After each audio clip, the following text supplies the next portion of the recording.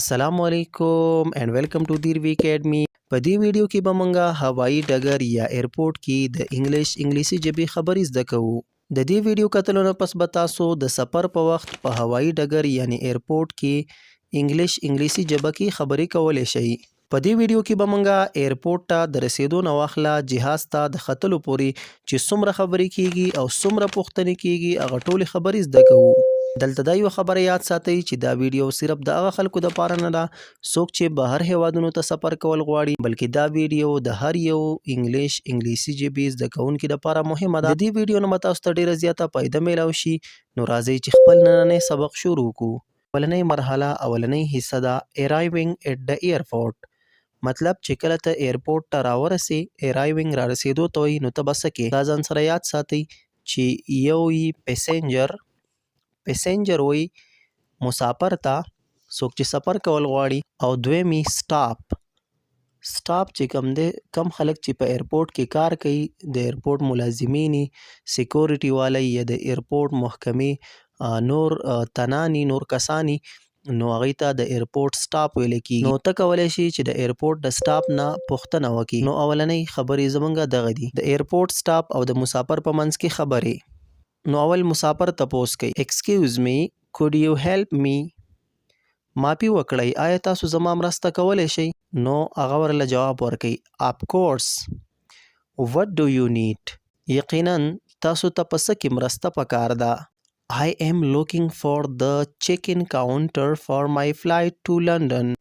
زه د لندن پرواز لپاره چیک ان کاونټر لټوم. دا ځان سره یاد ساتئ چې کله تاسو بهر هیوادونو ته بهر ملکونو ته سفر کوئ، نو په ایرپورټ کې ستاسو ټول سامان او ستاسو کاغذات ډاکومنټس هغه چیک کیږي. نو د ټولو نه اولنۍ مرحله د چیک ان. نو هغه سټاپ والا ورته جواب ورکوي go straight and you will see counter number 12. مستقیم سیده لاړ شئ او هلته به تاسو کاونټر نمبر 12 وګورئ. go straight مطلب د سیده لاړ شه and you will see او ته به وګورئ کاونټر نمبر 12 12م نمبر کاونټر. دویمه مرحله کله چې ته چیک ان کاونټر ته ورسې، نو الته خبرې at the check in counter. نو الته مسافر او سټاپ یو بل سره خبرې کوي. نو مسافر ورته وایي hello I need to check in for my flight to London. سلام زه غواړم د لندن پرواز دپاره چیک ان وکړم. سټاپ ورته وایي may I see your passport and ticket please؟ مهرباني وکړئ خپل پاسپورت او ټیکټ راکړئ. sure here you go. یقینا دا واخله. سټاپ ورته وایي thank you how many bags are you checking in؟ مننه تاسو څو بکسونه چیک ان کوئ؟ تاسو سره څومره بکسونه دي څومره بیګونه دي در سره؟ نو مسافر ورته وایي just one bag. یوازې یو بکس. نو سټاپ ورته وایي all right سمه ده your bag is checked in. ستاسو بکس چیک ان شو. here is your boarding pass.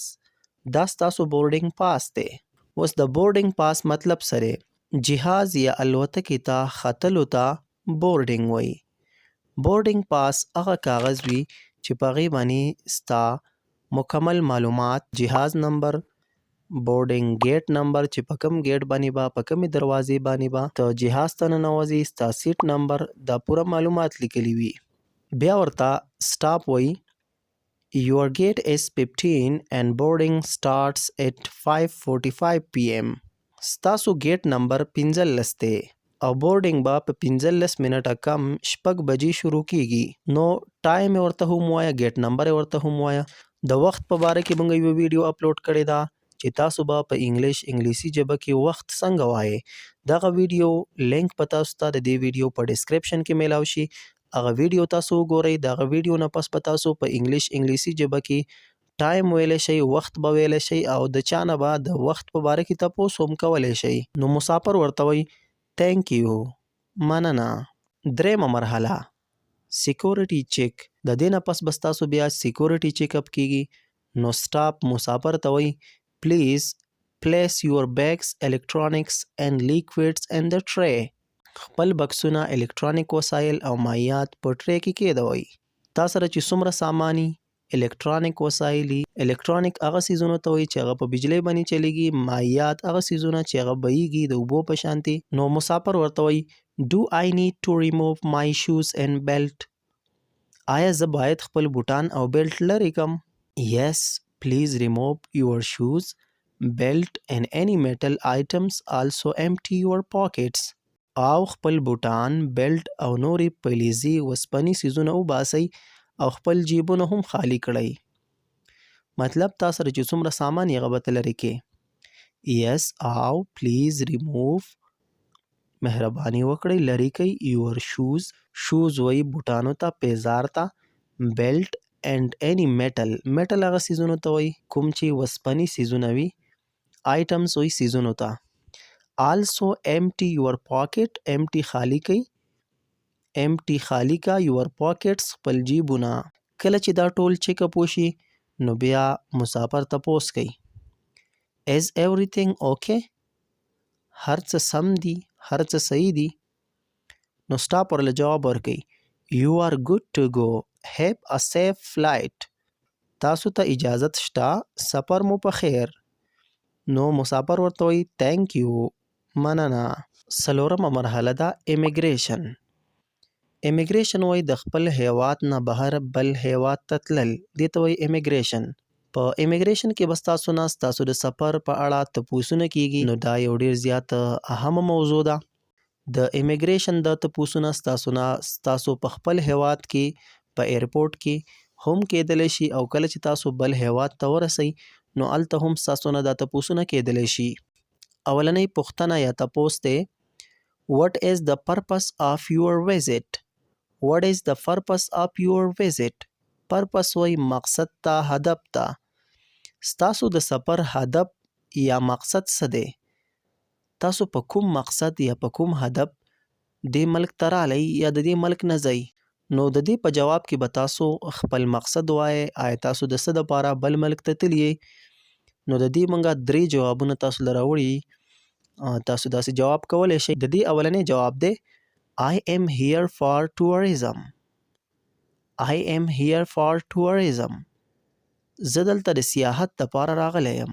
دویم جواب دی I am here for business. زه دلته سوداګرۍ له راغلی یم. مطلب بزنس له اغستلو خرڅولو له راغلی یم. یا دریم جواب داسې کیدی شي I am visiting my family. زه دلته د خپلې کورنۍ د لیدو دپاره راغلی یم. دویمه پوښتنه ده How long do you plan to stay in the country?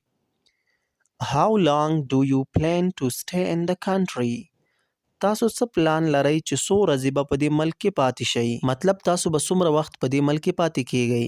نو د دې جواب هم مختلف کیدی شي. تاسو چې څومره وخت هلته تیروئ نو هغه تاسو ویلی شئ 1 month یوه میاشت، 1 week یوه هفته، 2 years 2 کاله، 1 year یو کال. چې څومره وخت تاسو تیروئ نو هغه جواب تاسو ورکولی شئ.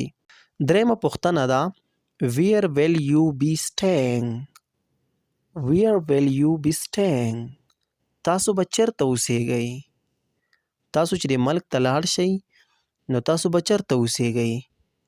نو د دې جواب هم مختلف کیدی شي. تاسو چې چیرته اوسیږئ نو هغه ورته تاسو ویلی شئ At the hotel. په هوټل کې. یا At my friend's house. د خپل ملګري په کور کې. With my relatives. د خپلې کورنۍ سره. څلورمه پوښتنه ده What do you do for work? تاسو څه کار کوئ؟ مطلب ستاسو پیشه، ستاسو روزګار څه دی؟ د دې جواب هم مختلف کیدی شي. تاسو چې کوم روزګار کوئ نو هغه تاسو ویلی شئ I am a teacher. زه ښوونکی یم، زه استاد یم. یا I am a businessman. زه سوداګر یم. یا I am a student. زه زده کوونکی یم. یا د دې نه علاوه چې ستاسو کومه پیشه یې هغه تاسو ویلی شئ. د پیشو په باره کې موږ یو ویډیو اپلوډ کړې ده. په هغه ویډیو کې موږ پیشې هغه ذکر کړي دي. نو هغه ویډیو تاسو ګورئ. د هغه ویډیو نه پس به تاسو چې کومه پیشه کوئ هغه به تاسو ویلی شئ. د دې نه پس 5مه مرحله بورډینګ ایریا هغه ځای چې تاسو د هغې نه جهاز ته خیژئ نو هلته به تاسو خبرې څنګه کوئ؟ May I see your boarding pass please؟ زه کولی شم چې ستاسو بورډینګ پاس وګورم. تاسو له به بورډینګ پاس درکړی نو هغه بورډینګ پاس به ستاسو نه هلته بیا غواړي نو هغه به تاسو ورته وښایئ. نو مسافر ورته وایي sure here it is او دا دی. نو بیا ورته سټاپ وایي your flight is boarding at gate number 15. ستاسو جهاز یا ستاسو الوتکه به د ګیټ نمبر 15 نه روانیږي. نو مسافر تی تپوس کوي where is gate number 15؟ ګیټ نمبر 15 چرته دی؟ نو سټاپ ورته وایي it's straight ahead on your right. مستقیم سیده لاړ شه په خپل ښي لاس باندې. نو هلته به ګیټ نمبر 15 وي. نو مسافر ورته وایي thank you مننه. دا وی په هوایي ډګر یا ایرپورټ کې په انګلیسي ژبه کې خبرې. امید لرم د دې ویډیو نه به تاسو ته ډیره زیاته فایده میلاو شوي. په دې ویډیو باندې بار بار پریکټس وکړئ. کومې جملې چې موږ په دې کې وویلې هغه تاسو بار بار ووایئ. په هغې باندې ځان پوه کړئ. تاسو چې کله بار بار پریکټس کوئ نو دا به تاسو ته یاد شي. تاسو ته څه هم مشکل وي تاسو زموږ نه کمنټ سیکشن کې پوښتنه کولی شئ. موږ به ستاسو د پوښتنې او ستاسو د تپوس جواب درکوو. په کمنټ سیکشن کې موږ ته ووایئ تاسو کوم ملک ته د تلو اراده لرئ. ویډیو در سره لایک کړئ. د نورو داسې ویډیوګانو دپاره زموږ چینل ضرور سبسکرایب کړئ. ډیره زیاته مننه.